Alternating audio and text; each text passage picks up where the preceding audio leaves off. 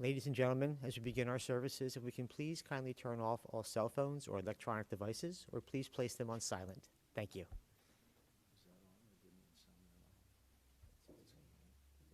Okay, good. Okay, good. Okay.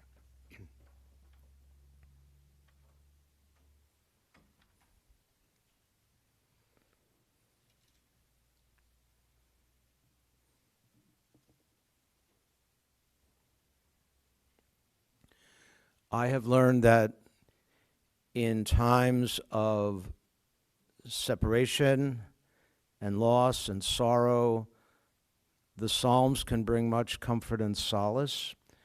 And in this spirit, I now recite from the 23rd Psalm, this great psalm of faith. And these words remind us that even when we feel alone or lonely, we are never truly alone, for God is with us. And we know that God is with Pearl and with Buddy. We could join together in these verses if you're familiar with them. The Lord is my shepherd, I shall not want. He maketh me to lie down in green pastures. He leadeth me beside the still waters. He restoreth my soul. He guideth me in straight paths for his name's sake. Yea, though I walk through the valley of the shadow of death, I will fear no evil, for thou art with me. Thy rod and thy staff, they comfort me. Thou preparest a table before me in the presence of mine enemies. Thou hast anointed my head with oil. My cup runneth over. Surely goodness and mercy shall follow me all the days of my life, and I shall dwell in the house of the Lord forever. I would like to continue with a poem, which we read from time to time at Temple Emmanuel. Now it's Kol Ami, but always during the high holidays, and I know Pearl would be familiar with it. I'd like to personalize it for her. At the rising of the sun and at its going down, we will remember Pearl. At the blowing of the wind and in the chill of winter, we will remember Grandma. At the opening of the buds and in the rebirth of spring, we will remember her. At the blueness of the skies and in the warmth of summer, we will remember Pearl. At the rustling of the leaves and in the beauty of autumn, we will remember her.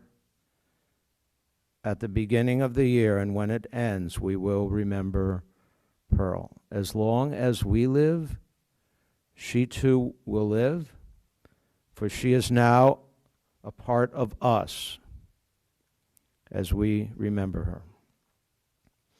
When we are weary and in need of strength, when we are lost and sick at heart, when we have joy we crave to share, when we have decisions that are difficult to make, when we have achievements that are based on hers, we will remember her and them.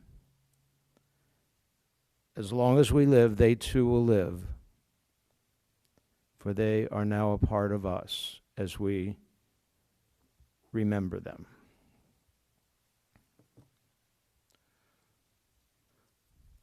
We may not all know one another,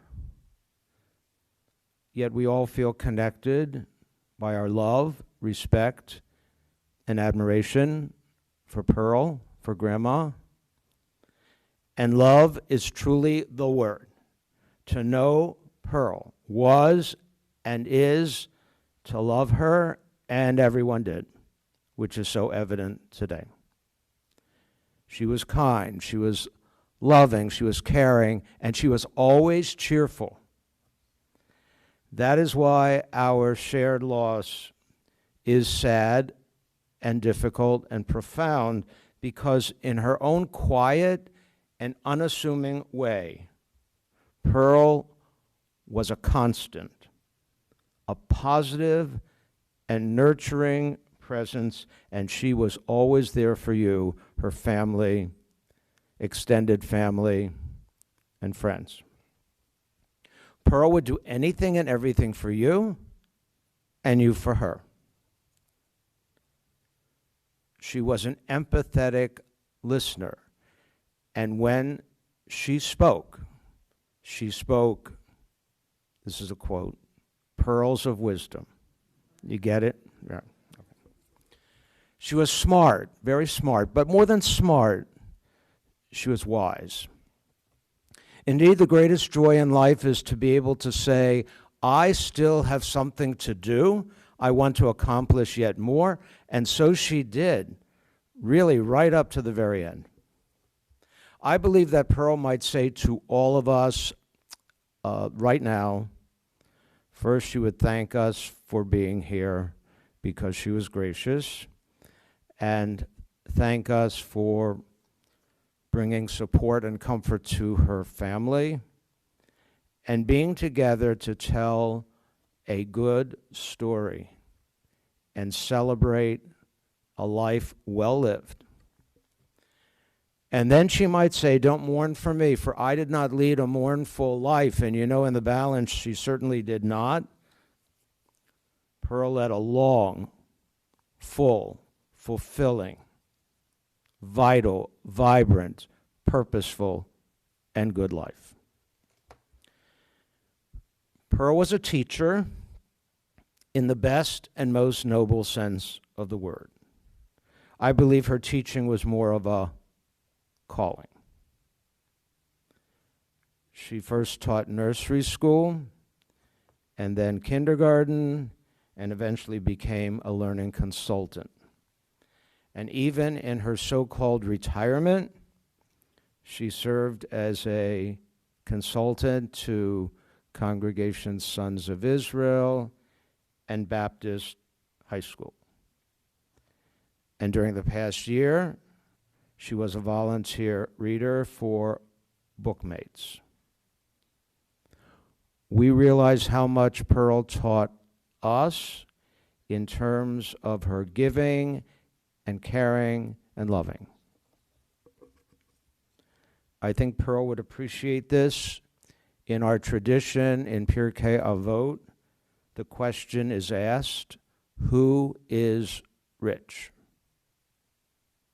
And the answer given, the one who rejoices in what one already has.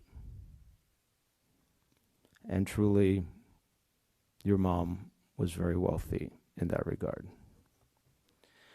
However, one cannot speak of Pearl alone without also speaking of Alvin, Buddy, her devoted and loving husband of 64 years.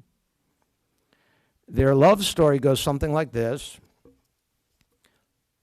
Pearl was living in New York. Buddy lived in Philadelphia. But their families knew one another. As fate would have it, Buddy's grandfather, I think I'm getting this right, Buddy's grandfather and Pearl's mother both came from this same town in Poland. And when Pearl and her sister came to visit Philadelphia, Buddy became this expert personal guide, very willingly. And so much so, he was such a good guide that their friendship eventually led to marriage. And they were a perfect match, made in heaven. Whatever Bud wanted to do was just fine with Pearl. And over their many years together, they evolved into a real team, a true partnership, best friends, soulmates. When Buddy died in 2014, I'm sure part of Pearl died as well. However, she summoned her great inner strength. And she did what she needed to do, which was to go on and to live and to move forward. Pearl had so many interests and passions. In college, you may not know this, she was captain of her rifle team. Did you know that? You knew that. Did she still have weapons at home? No, we can't talk about that. Okay. She was also valedictorian of her graduating class at Jamaica High School. She liked flower arranging, traveling. She was an avid reader, and thanks to David, she read her books on her iPad during COVID. She loved the shore, her condo in Ventnor, and she was still driving there. At night? No. And even though cooking was really not a passion of hers, she was very good at it. And she's lovingly remembered for her lamb chops. She loved her exercise classes at the JCC, and she loved Tai Chi. Most of all, she loved all of you, her family, Mona, David, her son-in-law, John, as well as many nieces, nephews, and cousins. I know that your mother and grandma, she was so proud of you. She was proud of your accomplishments and prouder yet of the bright, sensitive, and caring family that you are. Pearl felt your constant support, care, concern, and love. Pearl's last day speaks volumes. In the morning, she went to water aerobics, but only stayed for half the class, which was her style, right? And then she attended a book club session, and then later that evening, there was a concert. Roger and Hammerstein, it was a concert. And then she went home, and then she died. She died in her go-to place. So it could be said that Pearl lived, and then she died. I mean, she lived a great life, and then she died with dignity. She passed just like the lady she was. Pearl will live on in you and through all your personal memories and your sacred stories. She loved. She was loved in turn. And we know that this love has not ended now with her passing. For as long as we live, she too will live, for she is now a part of us as we remember her. And to continue those memories going, I'd first like to call on David.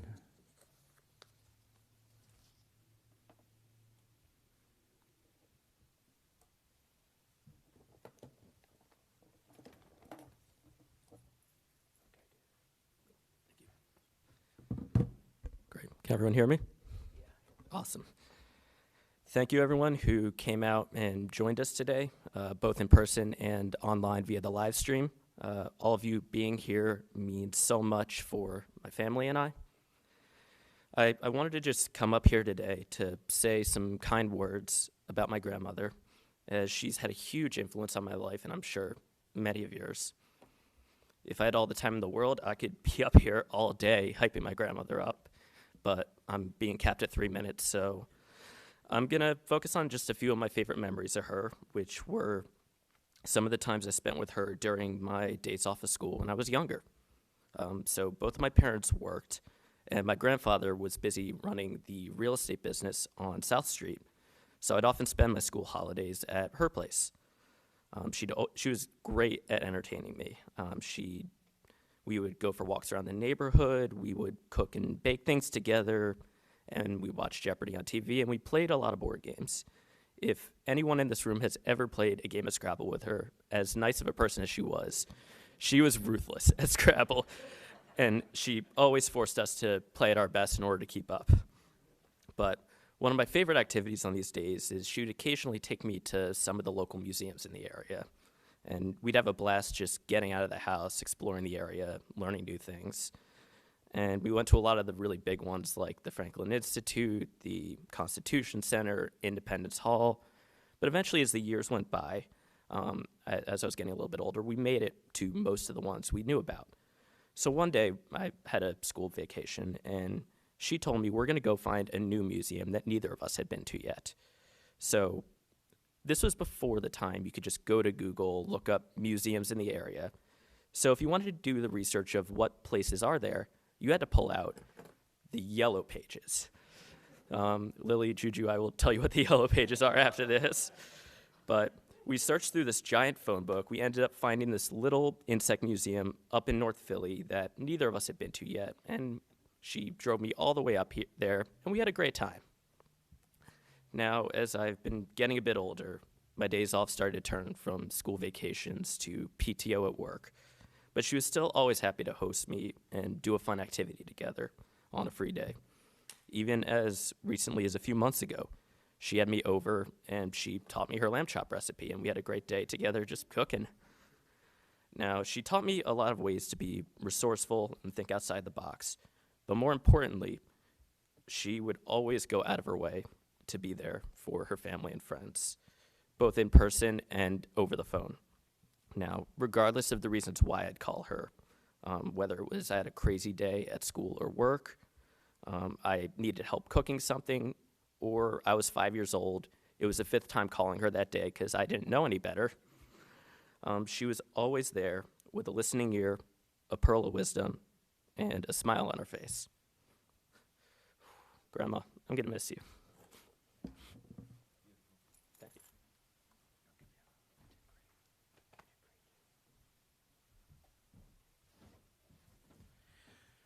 I am going to call on Cousin Ellen next, who has words from her heart.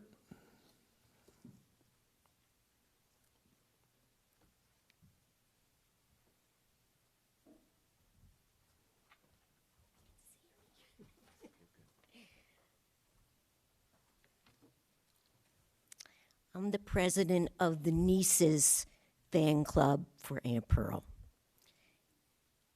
Okay. You can hear me? Okay. Better? Okay. In Judaism, we often speak of a woman of valor. The definition of a woman of valor are 7 qualities of a virtuous woman. They include dignity, patience, diligence, generosity, courage, wisdom, and devotion.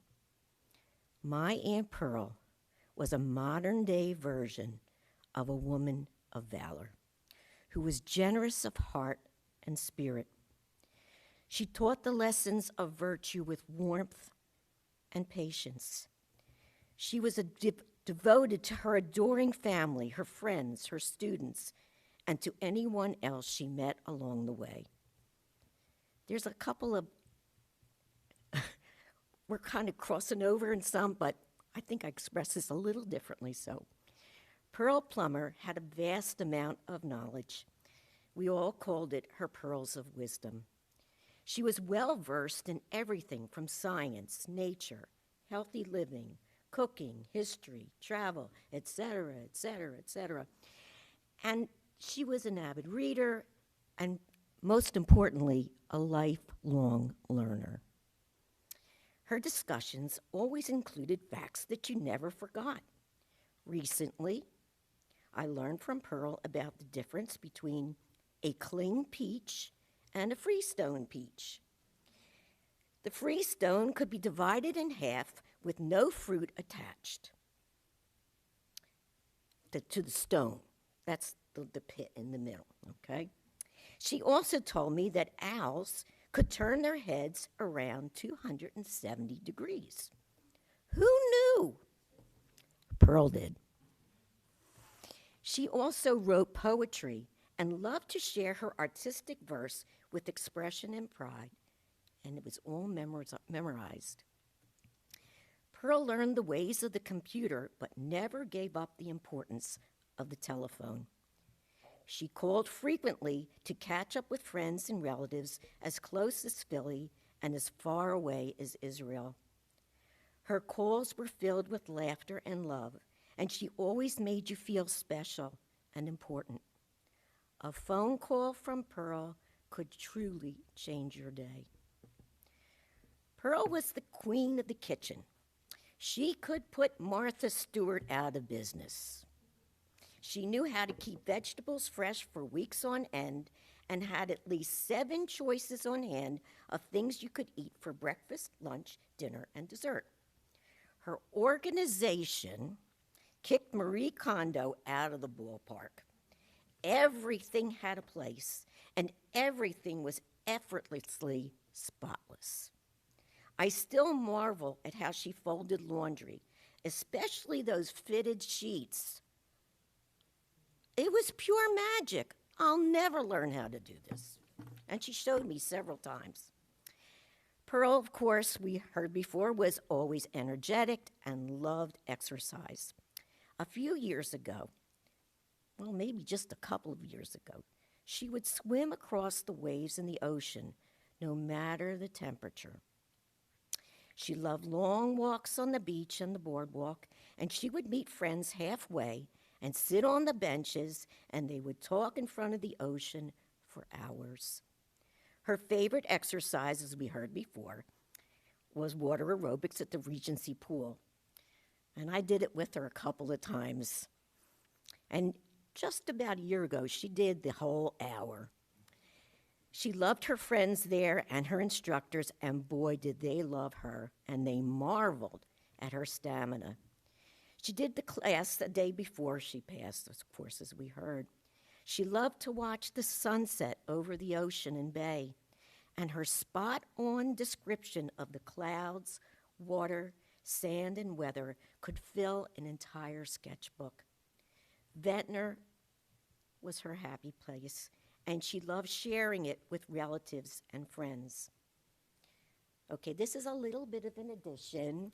Okay, Pearl met Buddy through family connections, and while visiting from Queens, New York, Buddy took Pearl on a tour of Philly to see all the historic sites. Who could resist a guy who looked like Sal Mineo driving a sweet convertible? And the rest is all history. And the apple doesn't fall far from the Plumer tree. Mona is a devoted, loving daughter who every weekend drove over the bridge to spend quality time with Pearl, carrying bags of groceries from Whole Foods and Trader Joe's. David, the wise mensch and Pearl's favorite grandson, called often walking home from work and visited whenever he could. I was so blessed to be with Pearl and Mona last weekend. We enjoyed being together, and we went out for dinners, and she prepared her delicious lamb chop dinner, which was fit for royalty. My grandmother, Mary Plumer, Pearl's mother-in-law, felt she had all the riches of the world with her family. In addition to her adoring Louis, Buddy, and Sheila, she said she had a jewel, which was meant for my father, who was Jules, and a beautiful Pearl. We will always cherish our woman of valor and beautiful Pearl forever in our hearts. Amen.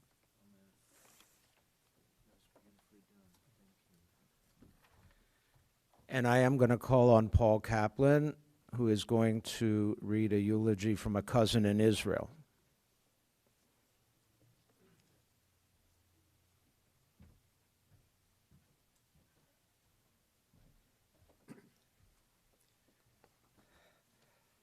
This was written by Pearl's nephew, Michael, and Michael asked me to deliver it. I will read what he wrote. I am Michael Green, Pearl's nephew in Jerusalem. Pearl was named after her maternal grandmother, Pearl. When I was born in 1941, Pearl was an enthralled 10-year-old who, I am told, was very excited, exclaiming to all who knew her, "I am an aunt, I am an aunt." Indeed, she was in dozens of amazing ways, wielding great influence over me. We had a summer house in Wading River, New York, where Pearl stayed with us and our parents, Carl and Molly Rosenthal. She was already a great influence over everyone then, settling arguments with amazing reasoning. Pearl was Carl's only child, and he was a great, loving influence over her. I remember she took driving lessons in Carl's red station wagon. One afternoon lesson, he told her to stop the car, and he was angry at some mistake she made, and she was holding back her tears when he criticized her. In the winter, she took piano lessons from Mr. Rovinger, her teacher. Carl could have been a concert pianist, but marrying Molly was more important. Pearl had a natural beauty which struck all who knew her. And incredibly, this beauty stayed with her to the end. In the summer of 1950, Bud Plumer regularly drove from Philadelphia to Wading River to court Pearl, and they fell in love almost immediately. On the morning of her wedding, she was upstairs at the 161st Street residence. "Mama, it doesn't fit right. You have to fix it." She finally came downstairs in her bridal gown, breathtakingly beautiful. I backtracked to July 1947. Pearl, Esther, my mother Gertrude, and their mother Grandma Molly was sitting on the porch, busy writing. I could read and write, and I asked what they were doing. My mother explained they were writing letters to request the British government to allow our people to enter Palestine.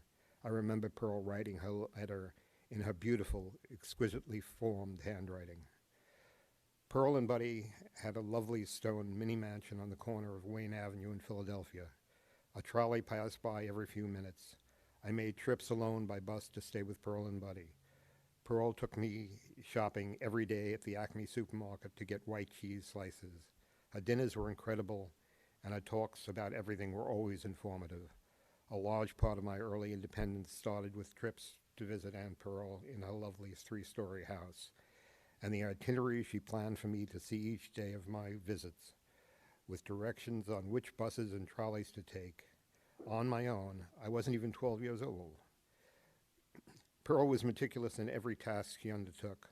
Pearl made blouses and shirts and dresses, and a deep dish heavy-crusted apple pie will never be surpassed by any cook. She was skilled in every endeavor and was a National Rifle Association champion sharpshooter during her school years at Jamaica High School, where she had historically the second highest average of all graduates. Pearl attended my graduation from Jamaica High School and met and talked with her former principal, Mr. Vosberg, that day. She went to Queens College and graduated from Temple University. Pearl was a teacher of preschool and early elementary classes for many years. Those kids never knew how lucky they were. Images crowd one's mind. It was raining the evening of her marriage to Buddy. I see them leaving in the car, waving goodbye as they started their beautiful, incredible adventure together of over 60 years. Trips all over the U.S. and Europe, but the greatest trip she ever had was her love for Bud Plumer, which radiated outward towards her love of her daughter, Mona, her cat, Rusty, and her entire family. She had an amazing grace and extraordinary intelligence, a sparkling wit reflected in hundreds of anecdotes. Her skills in gardening and cooking had a vitality which defied her age. A number of weeks ago, we were talking on the phone about driving to a summer home in Ventnor. "Oh, Mona drive?" I asked. "No, I took the car and went by myself, as I always do." There was a lot of Pearl living right now and all these years in her daughter, Mona. We thank God for the privilege of growing under her love and tutelage.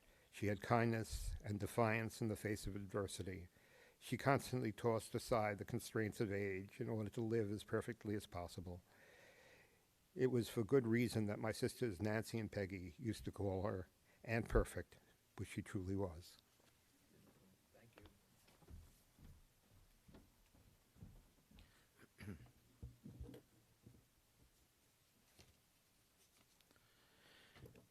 As we begin to conclude, I'd like to add this poem, and I'd like to read it as if Pearl would be responding to the beautiful tributes we heard today. Don't grieve for me, for now I'm free. I'm following the path God laid for me.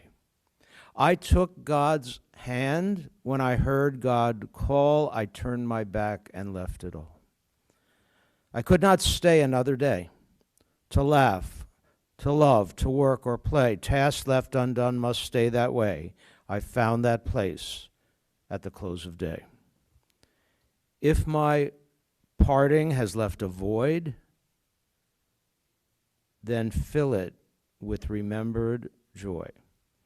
A friendship shared, a laugh, a kiss, ah yes, these things I too will miss. Be not burdened with times of sorrow. I wish you the sunshine of tomorrow. My life's been full, I savored much, good friends, good times, a loved one's touch. Perhaps my time seemed all too brief. Don't lengthen it now with undue grief. Lift up your heart and share with me. God wanted me now. God set me free. Let us all rise.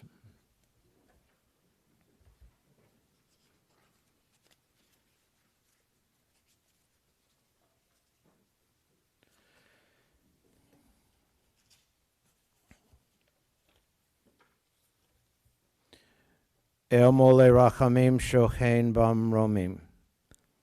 Chametze menucha nechona tachat kanfei hashchina. Lenishmat perila. Shachalacha laola ma. Baal harachamim yitzrur bitzrur hachayim et nishmata. Adonai hu nachalata v'tanuach b'shalom al mishkava v'nomar amen. O God, full of compassion, thou who dwellest on high, grant perfect rest unto the soul of our beloved Pearl, who has departed from this world. Lord of mercy, bring her into your presence, and let her soul be bound up in the bond of eternal life. Be thou her possession, and may she rest in peace as she lived her entire life at peace with herself and with others. And we say, Amen. And you may be seated. Following our service at Locustwood Memorial Park, the family will be returning to the Plumer home, 119 Hedgerow Drive in Cherry Hill, and they welcome all friends and family to join with them, and you can share your own personal stories and memories of this extraordinary lady. Thank you.